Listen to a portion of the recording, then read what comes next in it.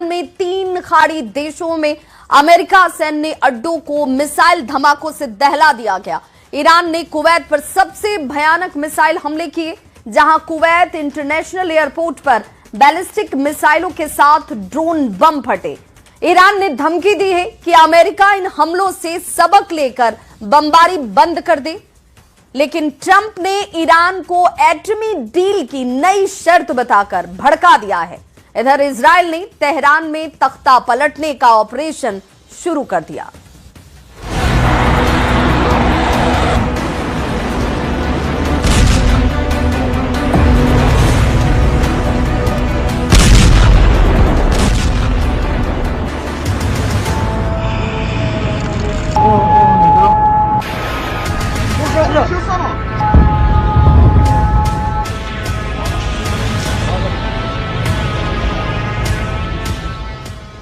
तेल के जहाज पर बमबारी,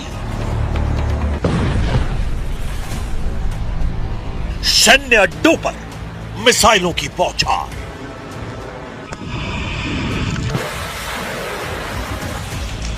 ये कैसा सीज फायर है जहां बातें कम, बारूद ज्यादा बरस रहा है। अमेरिका, ईरान दोनों जबरदस्त हमला कर रहे हैं। ईरान ने कहा अभी 3 अड्डों को तोड़ा है, 13 सैन्य अड्डों पर हमला बाकी है। ट्रंप की धमकी लिख कर दो, नहीं बनेगा एटम बम, वरना मुस्तफा का नंबर। कुवैत में ईरान के ड्रोन धमाकों में मौत की खबर से अमेरिका सन्न हो गया है। ईरान ने अमेरिका को मदद देने वाले 3 देशों को मिसाइल से फोड़ डाला है। रेवोल्यूशनरी लड़ाकों ने अमेरिकी सैन्य ठिकानों वाले दुश्मन देशों को वार्निंग दी है कि अगला धमाका उन देशों पर होगा जहां भी ट्रंप फोर्स तैनात है। वहीं अमेरिका ने 4 दिनों में चौथी बार ईरान के केशम आइलैंड पर हमला किया। इससे भड़के ईरान ने दावा किया कि कुवैत, इराक और बहरीन में मौजूद अमेरिकी सैन्य ठिकानों को मिसाइल और ड्रोन से भारी नुकसान पहुंचाया गया है। ईरान ने सबसे जबरदस्त हमला कुवैत में किया है, जहां सुबह शुरू हुए मिसाइल धमाके अब भी रुके नहीं है। ईरानी हमलों से कुवैत इंटरनेशनल एयरपोर्ट पर अफरा तफरी मची है। हालांकि कुवैत ने बयान जारी कर कहा है कि उसके एयर डिफेंस सिस्टम दुश्मन की मिसाइलों और ड्रोन को रोकने की पूरी कोशिश कर रहे हैं। ज्यादातर विस्फोट इंटरसेप्शन ऑपरेशन के चलते हुए हैं, लेकिन कुवैत में रिहायशी इलाकों में बारूदी तांडव दिखाई दिया है। ईरान की मिसाइल आंधी से कुवैत में इमरजेंसी जैसे हालात हैं। सेना ने लोगों के लिए एक और चेतावनी जारी की है। कुवैत सेना ने कहा है कि अगर कहीं मिसाइल ड्रोन दिखाई दे तो लोग उससे दूर हो जाएं। संदिग्ध सामान मिलने पर इमरजेंसी नंबर पर सूचना देने की अपील की गई है। कुवैत की तरह बहरीन और इराक में अमेरिकी ठिकानों पर हाई अलर्ट है। बहरीन के गृह मंत्रालय ने चेतावनी सायरन बजाए हैं और लोगों से शांत रहने की अपील की है।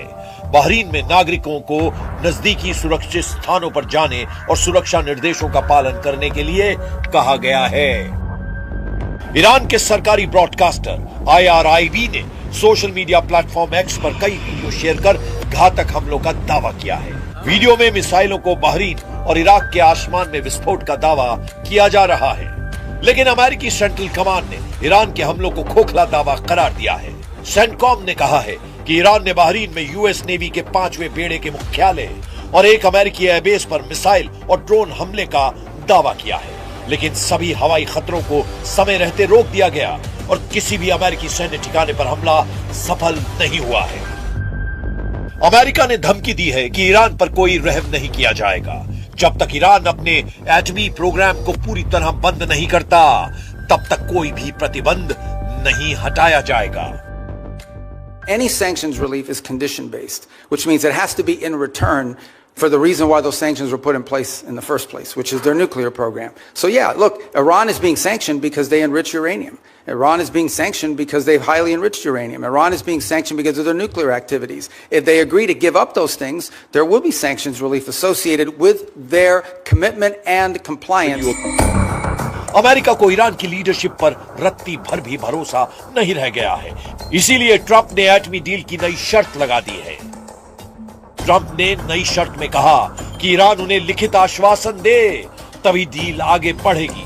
ट्रंप ने अपनी शर्त में यह भी कहा है कि परमाणु गतिविधियों पर ठोस समझौता होगा और इसके बाद ही अमेरिका ईरान को आर्थिक राहत देगा।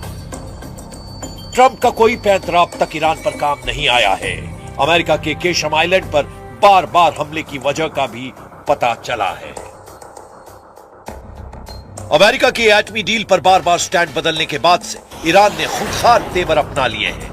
सुप्रीम लीडर मुस्तफा खामनेई ने secret war headquarter Qeshm island को एक्टिव कर दिया है।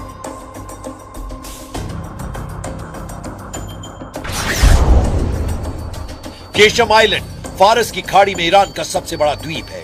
यह हॉर्मुज़ स्ट्रेट के मुहाने पर है, जहां से दुनिया का लगभग 20 से 25% कच्चा तेल गुजरता है।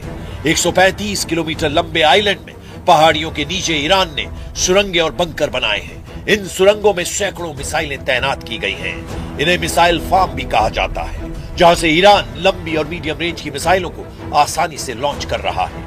ये मिसाइलें फारस की खाड़ी में मौजूद किसी भी दुश्मन के जहाज को हिट कर रही हैं। मुस्तफा का ये अंडरग्राउंड युद्ध मुख्यालय गेम चेंजर साबित हो रहा है।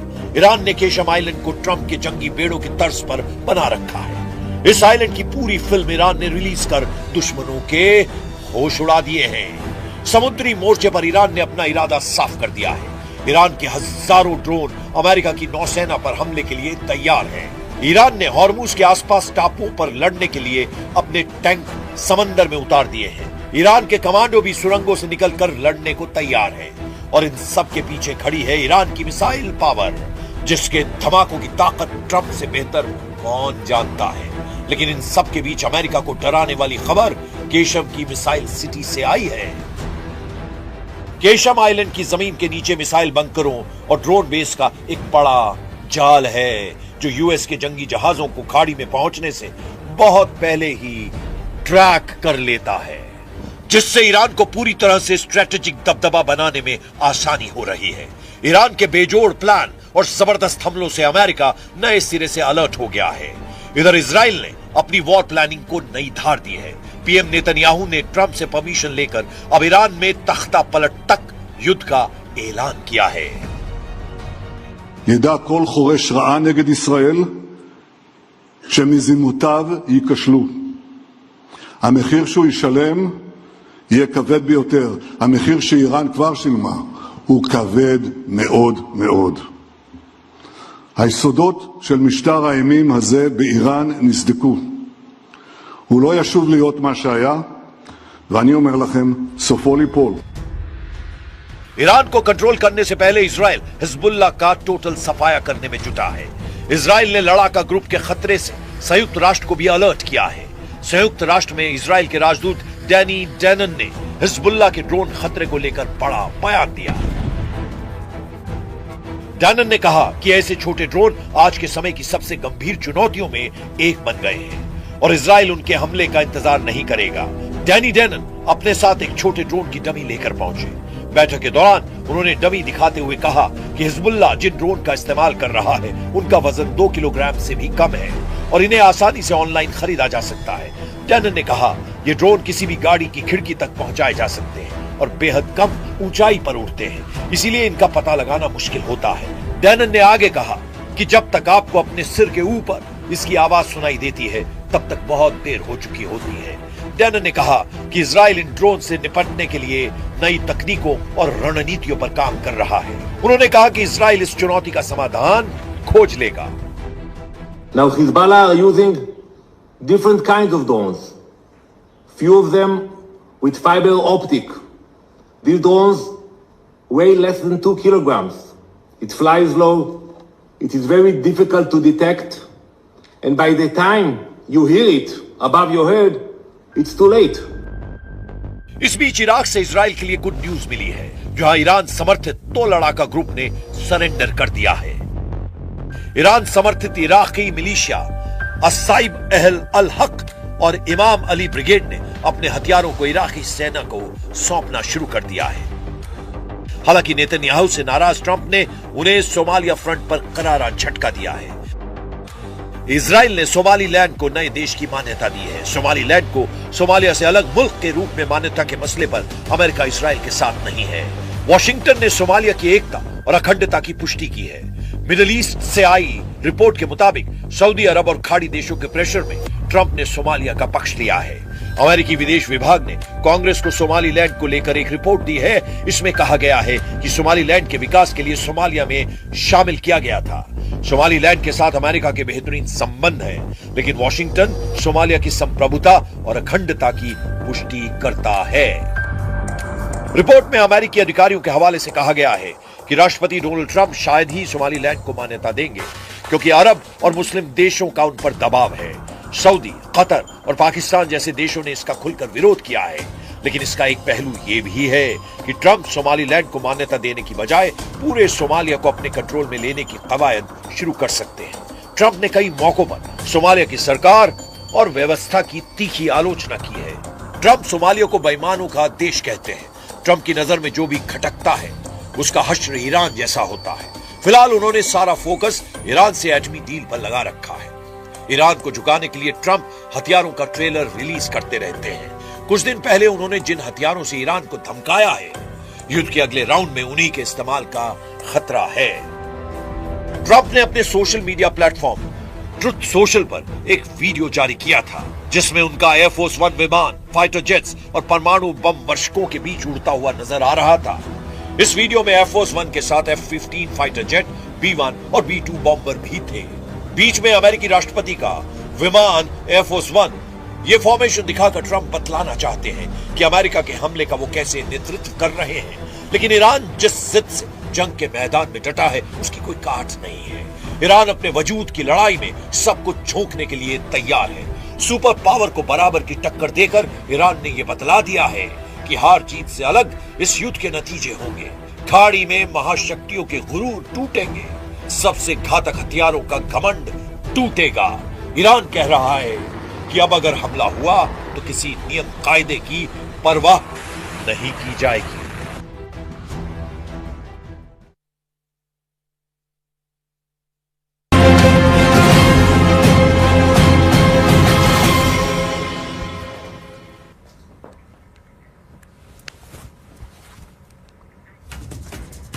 तो देखिए, इस पूरे घटना के बाद से अब लगातार जो सवाल हैं वो सवाल